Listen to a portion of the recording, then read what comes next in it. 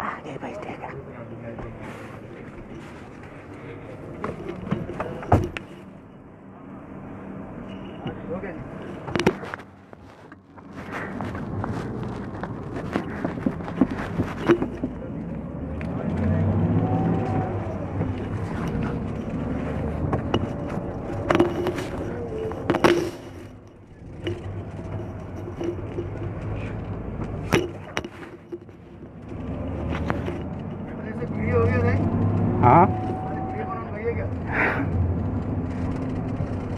बनाउन लगाएको हो क्या भवानी।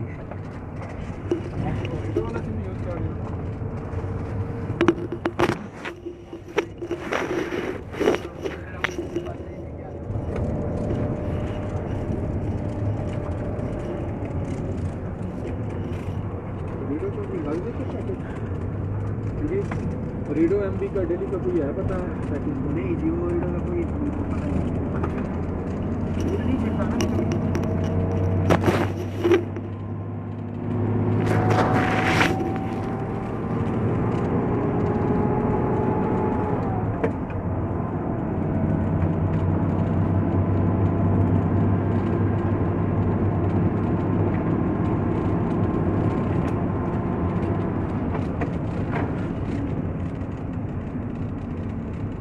ब्याट्री कम्ती भएको छ, चल्दैन कि।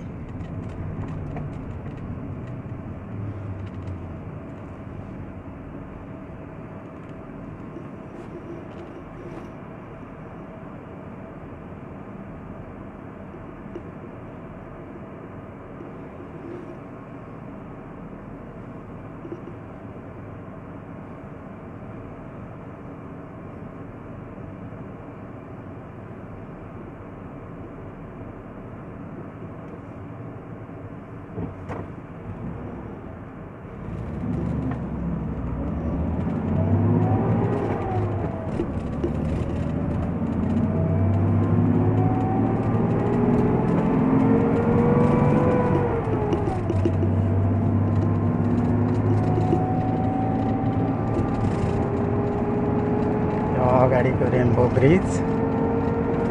ब्रिज भन्छ, रातिमा लाइट बल्छ यसमा। यो अगाडि देखिएको माथिको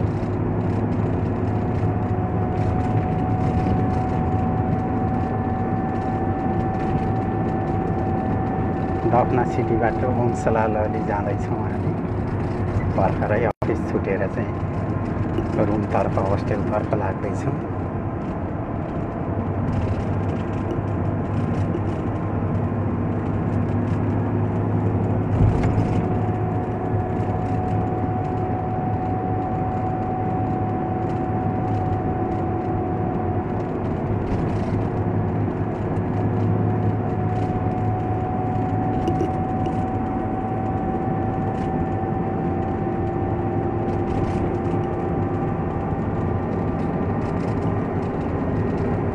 पर्ल कतार भन्ने ठाउँ छ यता दायाँ साइडमा, यतापट्टि त्यो देखिएको पर्ल कतार भन्ने ठाउँ हो।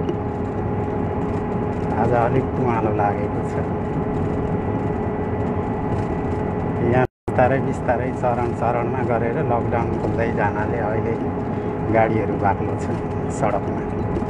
त्यति बाक्लो त छैन, यहाँ यति बाक्लो हुन्छ त्यो यो बेलामा त्यस्तो बाक्लो त छैन, तैपनि यतिको पनि हुन्न थियो।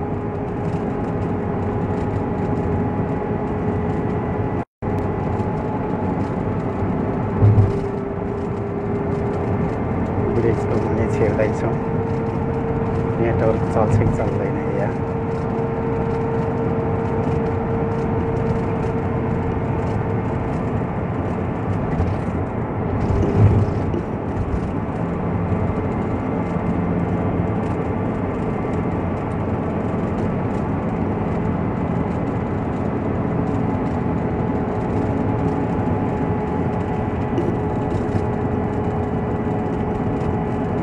निकै घाम चर्केको छ यहाँको। हिजो मात्रै 48 डिग्री थियो, 48 डिग्री। एसीहरू काम नगर्ने, त्यस्तो भएर दिनभरि पसिना आएको थियो। एसीले समेत काम नगरेर टेम्परेचर अत्याधिक भएर आज पनि दिनभरि गर्मी होला जस्तो छ। ह्युमिडिटी बढ्छ, ह्युमिडिटी बढेको दिन चाहिँ धेरै गर्मी हुन्छ। बाहिरको टेम्परेचर त अति नै बढी छ। खाडी देश, मरुभूमिको देश, त्यही पनि हल्का हरियाली त बनाएको छ। यस्तो पहाड, कृत्रिम पहाड बनाएको छ यहाँनिर।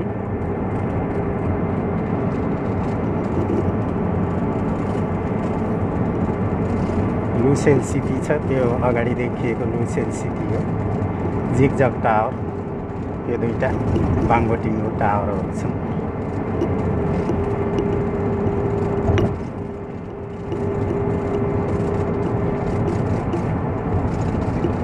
यहाँ अहिले हामी हिँडेको बाटोमा चाहिँ 100 को स्पिड छ। 120 हो, खास गरी यो अन्डरग्राउन्डमा चाहिँ 100 को स्पिड छ।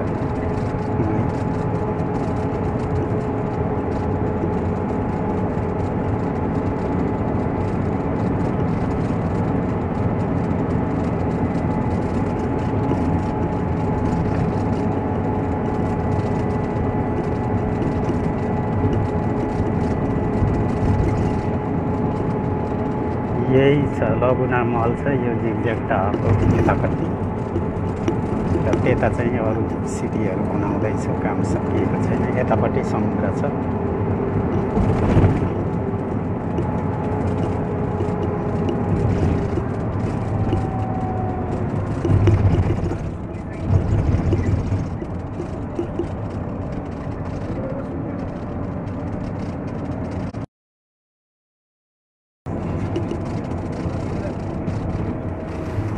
यस्तो छ त्यहाँ।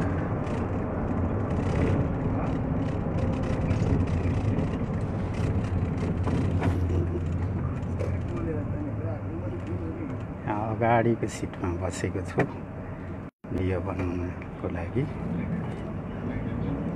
फेसबुक लाइभ गर्नको लागि।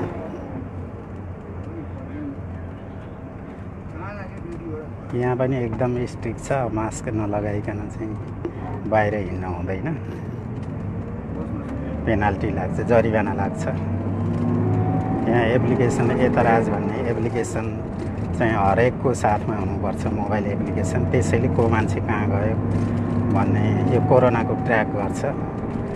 र चाहिँ त्यसमा 4 कलर हुन्छ। 4 कलरमध्ये हरियो चाहिँ स्वस्थ भन्ने हुन्छ, पहेँलो क्वारेन्टाइन, खैरो चाहिँ सस्पेक्टेड शङ्कास्पद, र रातो चाहिँ कोरोना पोजिटिभ भन्ने हुन्छ।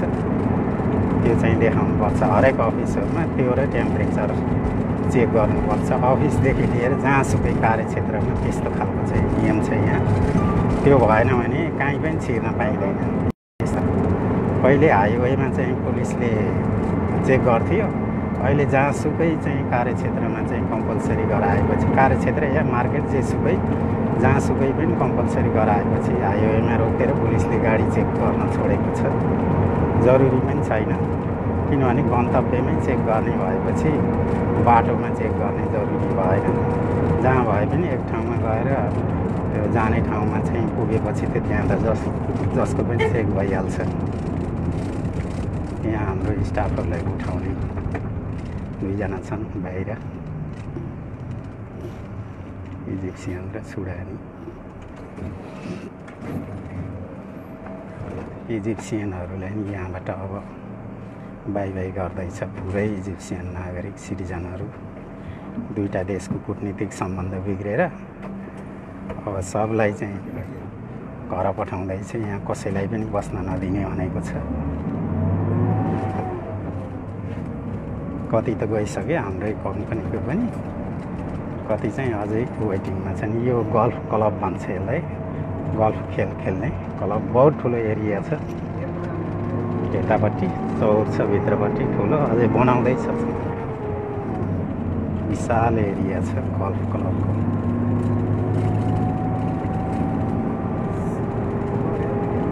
ब्याट्री डाउन हुन लाग्यो, अब रुमसम्म होस्टेलसम्म नपुगिने रहेछ जस्तो लागेको छ योलाई। एकदम छिटो 30बाट मुनि गएपछि चाहिँ ब्याट्री तुरुन्तै डाउन हुन्छ। अब चाहिँ यो चाहिँ बन्द गर्नु पर्ला जस्तो छ। हाम्रो साथीहरू पछि छन्, अब सुत्छन्, कोही चाहिँ कुरा गर्छन् फोनमा, कोही गीतहरू सुन्छन्। नाइट ड्युटी गरेर आएको। यस्तै छ हालखबर। See you. Bye.